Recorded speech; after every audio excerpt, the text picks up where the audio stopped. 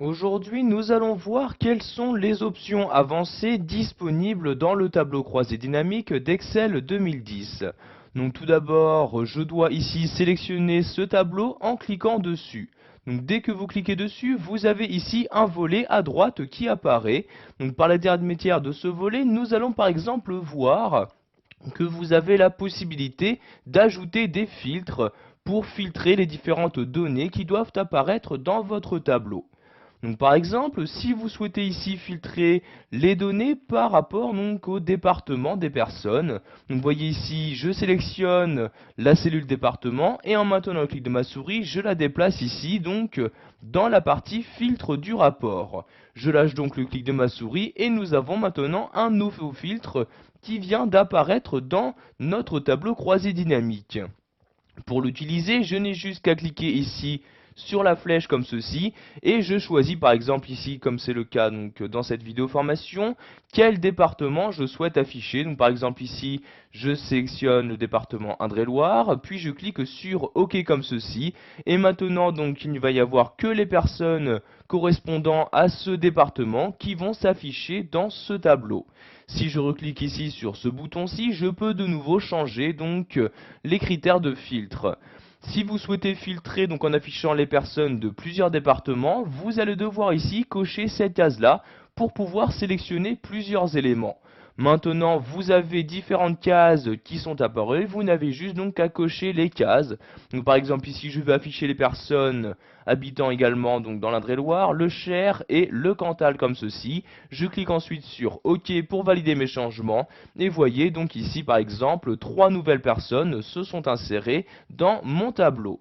L'avantage d'utiliser ce tableau croisé dynamique est que par exemple si je le souhaite, je peux ajouter un autre filtre de rapport. En effet, je n'ai juste qu'à sélectionner un autre filtre. Par exemple ici je vais prendre le sexe, je clique, je maintiens le clic de ma souris et je le déplace toujours ici donc dans le filtre du rapport. Je lâche donc ici le clic de ma souris. Donc tout d'abord, je vais rajouter donc un certain nombre de personnes en cliquant sur cette flèche-ci. Je vais par exemple ici descendre à l'aide de l'ascenseur et sélectionner ici Paris, Orne et l'Oise et je clique ici sur OK. Donc comme vous pouvez le voir, nous avons maintenant de nouveau plus de personnes. Si vous souhaitez maintenant donc filtrer suivant donc les hommes et les femmes, vous cliquez ici sur la flèche et vous choisissez le critère de filtre. Donc par exemple ici, je vais afficher les femmes, je clique donc sur femmes, puis ici sur OK et voyez donc de nouveau donc un nouveau filtre s'est inséré. Donc vous pouvez voir les différents filtres utilisés en vous rendant dans cette liste-ci. Donc vous avez donc quand un filtre est activé, cette icône-ci qui apparaît donc sur la ligne correspondante. Donc vous voyez par exemple ici, j'utilise le filtre département et le filtre sexe comme ceci. Si vous souhaitez maintenant annuler un filtre et réafficher toutes les données de votre tableau, vous recliquez ici sur le bouton et vous sélectionnez tous comme ceci et vous cliquez ici sur OK pour valider vos changements. Nous allons faire de même pour le filtre département. Je reclique sur le bouton, je sélectionne ici tous comme ceci. Donc vous voyez maintenant toutes les cases sont cochées et je clique ici sur OK. Et donc maintenant toutes les personnes apparaissent bien dans mon tableau croisé dynamique. Nous allons maintenant voir qu'il est possible de changer la source de données de votre tableau. Donc pour ce faire, nous allons nous rendre ici dans l'onglet Options comme ceci, puis cliquer ici sur Changer la source de données. Vous allez maintenant revenir à la source de données qui a été utilisée donc pour créer ce premier tableau croisé dynamique et nous allons maintenant ici la modifier.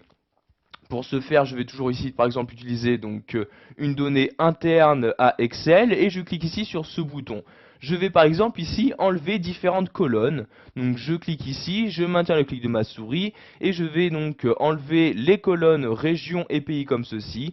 Je lâche donc ici le clic de ma souris, je clique donc sur ce bouton et sur OK pour valider mes changements. Vous pouvez voir maintenant que dans la liste qui apparaît dans cette partie-là, les deux colonnes que j'ai supprimées n'apparaissent bien plus. Nous allons ensuite ici nous intéresser donc au total général. Par défaut, vous êtes sûrement rendu compte, celui-ci donc effectue une somme, donc ici, des différents achats effectués par ces personnes. Sachez que vous pouvez ici changer cette opération. Vous n'avez juste pour cela qu'à vous rendre ici dans la partie valeur, à cliquer sur la flèche et à accéder aux paramètres en cliquant ici sur paramètres des champs de valeur. Vous allez alors avoir cette fenêtre-ci qui va s'ouvrir.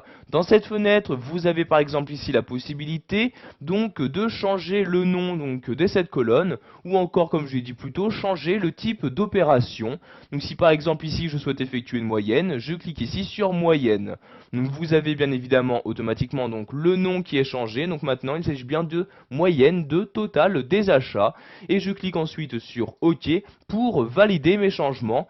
Et vous pouvez voir que maintenant sur la ligne totale générale, il ne s'agit plus de la même valeur. En effet, maintenant il s'agit juste d'une moyenne et non plus d'une somme des différentes valeurs disponibles dans cette colonne-ci. Si vous avez effectué différents changements dans votre tableau croisé dynamique, mais que ceux-ci donc ne sont pas apparents, vous avez peut-être besoin de l'actualiser. Donc pour ce faire, vous vous rendez dans l'onglet Options et cliquez ici sur le bouton Actualiser. Vous allez donc avoir les différentes données qui vont se mettre à jour si nécessaire. Pour finir, nous allons voir qu'il est possible de masquer différents éléments donc présents. Par exemple ici, ce volet à droite ou encore les en-têtes de champ, etc. Pour les masquer, vous restez toujours dans l'onglet Options, mais cette fois-ci, vous allez à droite.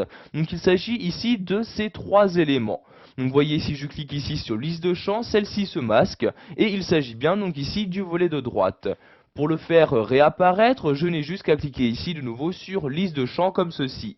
De même pour les en-têtes, je clique ici sur en-tête de champ pour les faire disparaître, et vous avez par exemple ici les étiquettes de ligne, donc la cellule correspondante, qui est maintenant masquée. Pour la réafficher, de même, je clique sur ce même bouton, et voyez, l'étiquette de ligne vient tout simplement de réapparaître. Voilà, nous avons vu dans cette vidéo formation comment utiliser les fonctionnalités avancées d'un tableau croisé dynamique.